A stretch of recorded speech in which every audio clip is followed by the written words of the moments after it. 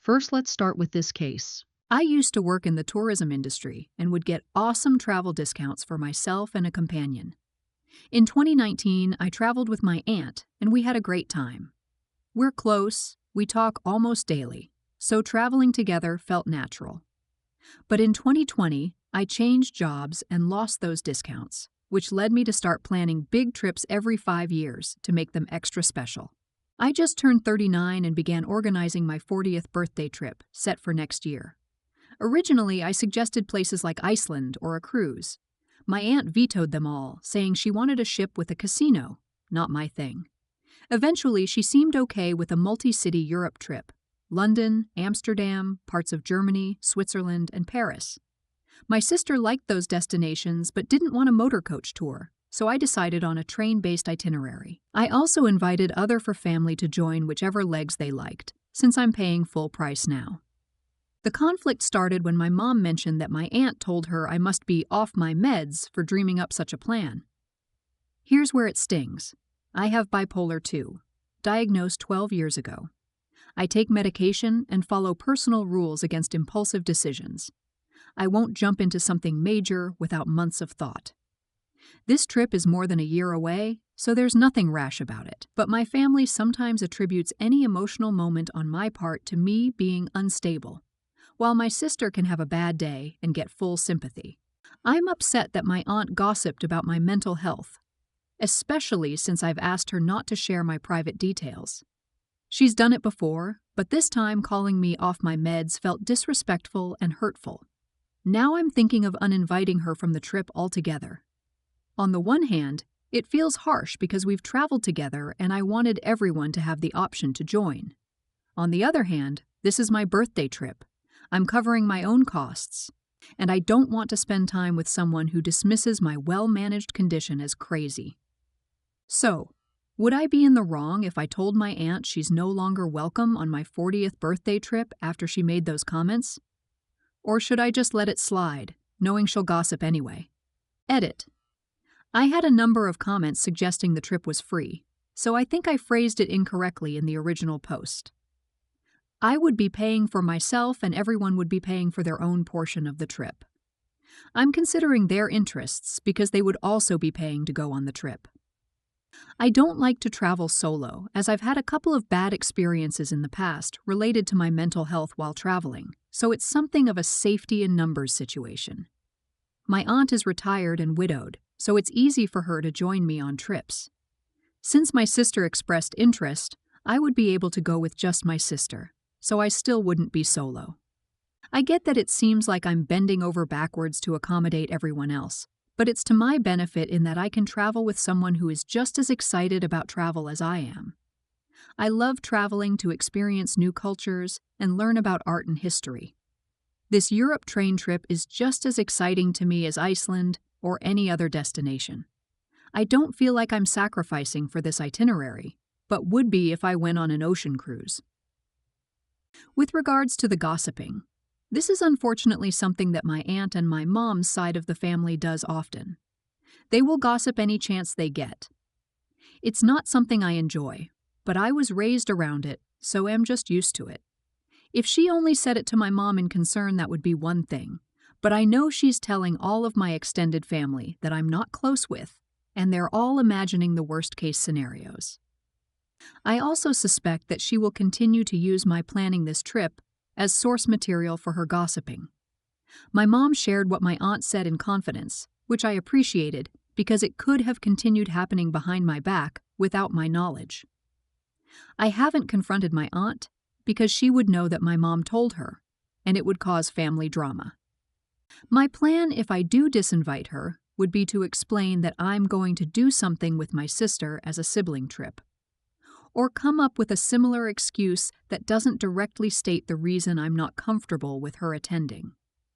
The reason is, if I say it's because of the comment, she'll know it was my mom, and she may just double down on the gossip about me. I know this is ingenuine and I should be upfront, but it feels easier to just let it pass instead of feeding the flame.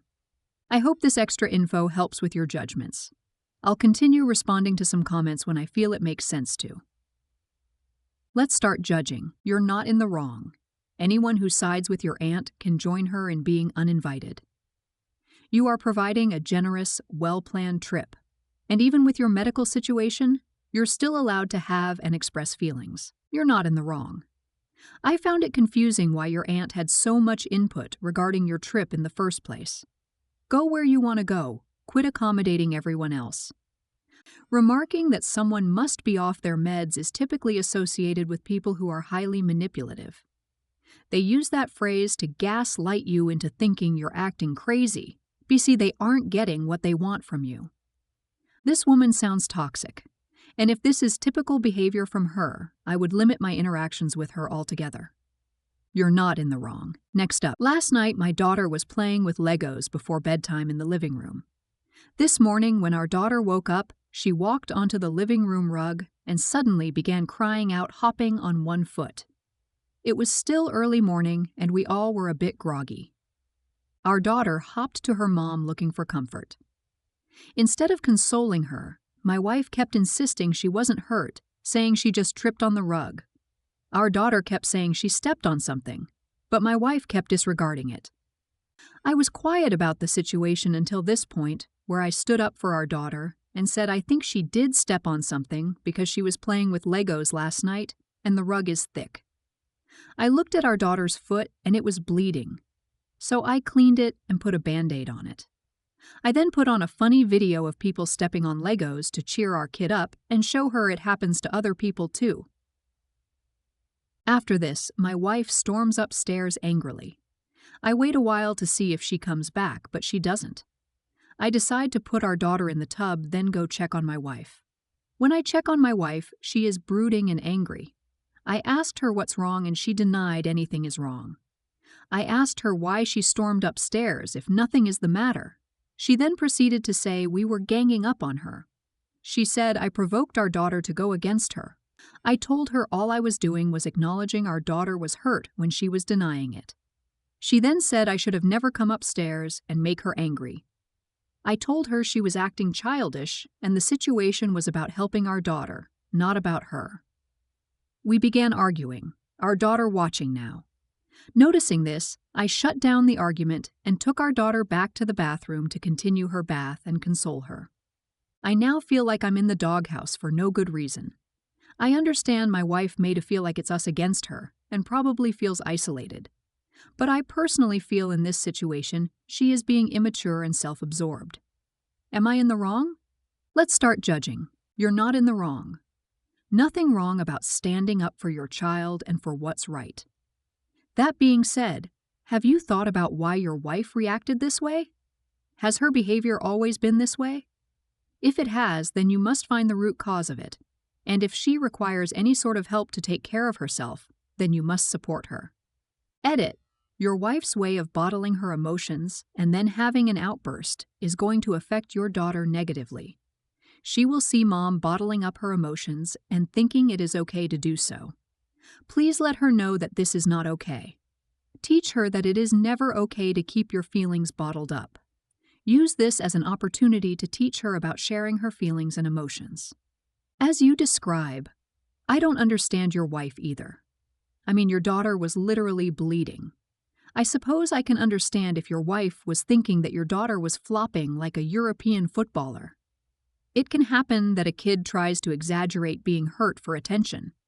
However, when blood has entered the scene, it kinda bears some attention. Feels like your wife realizes the mistake but is doubling down to win. She's being an idiot. You're not in the wrong. I did raise my eyebrow a bit at you leaving your daughter in the tub by herself. But then again, I don't know how old she is, so that could be just fine. You're not in the wrong. Your wife cared more about being right, even to the point of being upset she wasn't. She viewed the whole thing through a lens of hurt pride and ego, not of concern for your daughter, and so she couldn't even see how you were handling the situation so as to look after and comfort your daughter. This kind of thing shouldn't be enabled by you going along with being in the doghouse. She was wrong. Your daughter was hurt, and you took care of that. It wasn't a plot to show your wife up. That's the line you need to hold with her. Next up, before my daughter Christina, currently 19F, started high school, I made her a deal that if she kept above a 3.9 GPA for her freshman through junior year, I would buy her a car for up to $20,000 to have her senior year, on condition that if her GPA dipped below a 3.9, I would take it away. She kept a 4.0 throughout high school, so I let her pick out a car before senior year. During her sophomore year, I met my now wife Jenny, now 40F, and her daughter Emily, 17F. Emily started her senior year a couple weeks ago, and a few days ago she texted me asking when I was going to take her to look at cars. This took me by surprise, as I didn't realize she expected a car. She has a 2.7 GPA and spends more time curating her Instagram than doing her homework. I explained to her that Christina received her car as a reward for good grades, not as a given. I later felt bad because I guess I didn't give her the same incentive that I gave Christina. And I told her that if she could get a 3.9 GPA with her senior year grades and get into an accredited college or university, I would let her pick out a car upon graduation. I thought this was a fair deal, or even unfair towards Christina, since I made her keep a 3.9 for all 4 years of high school. But Jenny pulled me aside after Emily went to school and told me I was being unfair since Emily had different circumstances than Christina. For background, Jenny's ex-husband and Emily's bio dad was a very wealthy man who spoiled the crap out of her. Everything she wanted, all she had to do was ask for the first 12 years of her life. She didn't try in school because her dad promised he would get her into any college she wanted and give her a job at his company afterwards. Then, when Emily was 12, her dad was arrested for serious tax fraud. Essentially, he is in prison now, and Jenny has some money of her own, but nothing compared to the life of luxury they were both used to. I think Emily is very hurt by what happened, and she also hasn't had the chance to develop a work ethic. I told Jenny that I think my only wrongdoing was not helping Emily develop a work ethic sooner, and that my hope is that she rises to the occasion, cleans up her act, and gets the car. I also said I would do everything I could to help Emily research colleges and perfect her application, but Jenny wasn't having it. She and Emily have both been giving me the cold shoulder the past couple of days and still think I'm treating Emily unfairly. I really don't know what to do.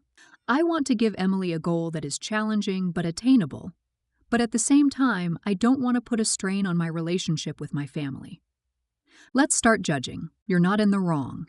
You are amazingly generous to make this offer to Emily, a person who you have only known for a few short years. The conditions are absolutely fair and reasonable by any measure. No one is owed a car. Jenny is way off base here and is being an idiot for demanding this. She is undermining her own argument. Her solution to Emily not having developed a good work ethic is to give her a car instead of developing a good work ethic? No. Full stop. I'd keep the offer on the table as a take it or leave it. If Jenny is more focused on spoiling her daughter and trying to make you the bad guy here, you should take a very hard look at your relationship with her. She looks very bad in this light. Wait, you met Emily and her mom a couple of years ago? And her mom expects you to fork over the cost of a car just because? No, you're not in the wrong. You offered a deal far more lenient than the deal you offered Christina. It absolutely would be unfair to Christina to get Emily a car just because, life took a U-turn on her. It's Jenny's responsibility to provide a car for her daughter. Emily's circumstances have nothing to do with it. That is not your mess to fix. Frankly, it's generous of you to even offer to buy a car for someone who entered your life only a couple of years ago. Completely, you're not in the wrong. And I can see her bio dad really did some damage to both daughter and wife before their life imploded. You're not giving your daughter a car because she's your biological child. She earned it.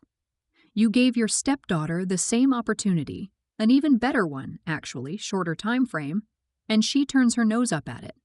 Your wife is wrong, and she is well on her way to having an entitled lay about who can't be bothered to care for herself if she doesn't see sense.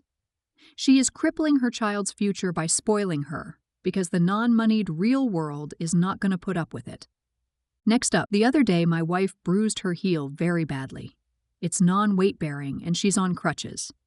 She sits at work, so that's not an issue, but the parking lot is across the street, so it's a bit of a walk. The parking lot is icy and she's a little embarrassed about the crutches. She can walk short distances slowly without them, so I offered to drive her to work this morning. My job is closed for the holiday, hers is not.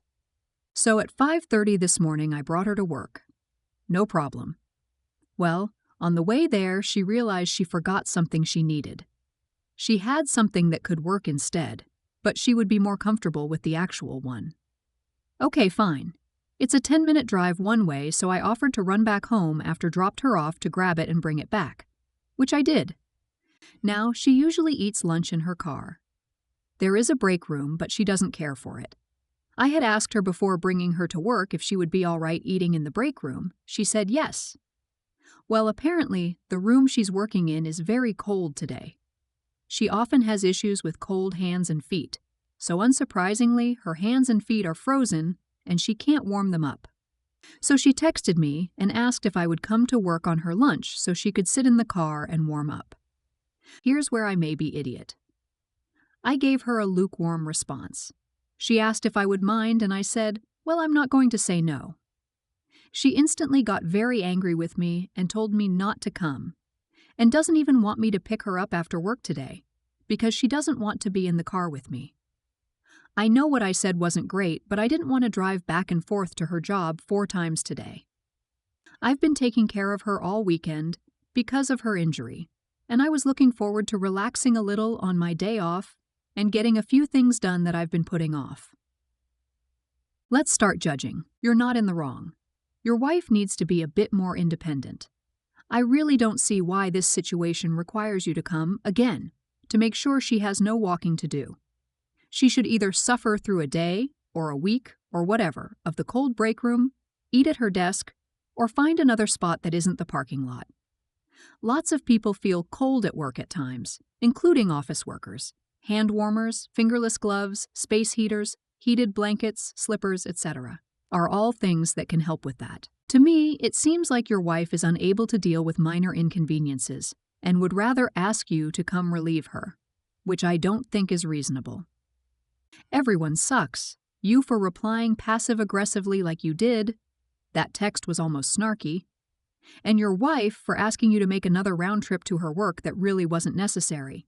You're not in the wrong if the roles were reversed. I'm sure she would be annoyed driving back and forth as well. And plus, you asked her if she would be okay eating there. I do think she is making the situation more serious than it needs to be, though, by saying she doesn't want to be around you. Good luck, OP.